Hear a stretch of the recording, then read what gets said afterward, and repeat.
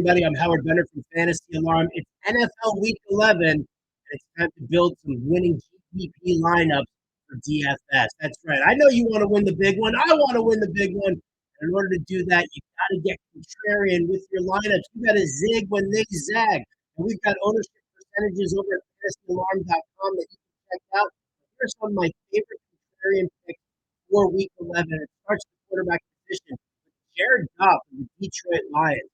He's only 6,300 on DraftKings, 8,300 on FanDuel. He's tracking right now at less than 2% ownership. Obvious focus on the Detroit run-first scheme, but the Jaguars rank 12th versus the run in DVOA. Meanwhile, they've got the worst pass defense in the league. They're allowing the third most passing yards per game. They've allowed 19 passing touchdowns, which is third highest, and they're allowing the third most fantasy points per game to the quarterback position. Dan Campbell's going to let Jared Goff throw in this one and have himself a ball. At the running back position, I love Josh Jacobs for the Green Bay Packers. 7,100 on DraftKings, 7,400 on FanDuel, tracking right now at less than 7% ownership. Crazy that he's going to be so low owned against a run funnel defense like the Bears. Bears are ranking 30th in DVOA against the run. They're allowing the 9th most rushing yards per game with 9 rushing touchdowns allowed. The wide receiver position, I'm going to go to the other side of that game, and I'm going to DJ Moore of the Bears, 6,000 on DraftKings, 6,100 on FanDuel, less than 5% ownership. Why? Because the Bears looked terrible last week, and they fired their offensive coordinator, Shane Waldron, and now we're going to see what kind of action they can put together. But what I'm on here for DJ Moore is that the squeaky wheel always gets the grease in the NFL. He and Cole Kmet, not a little sleeper there, both asked for Tyler Bagent to be their quarterback because they were disappointed in what Caleb Williams was bringing to the table. Right? So now people aren't in on him because the Bears are a hot mess.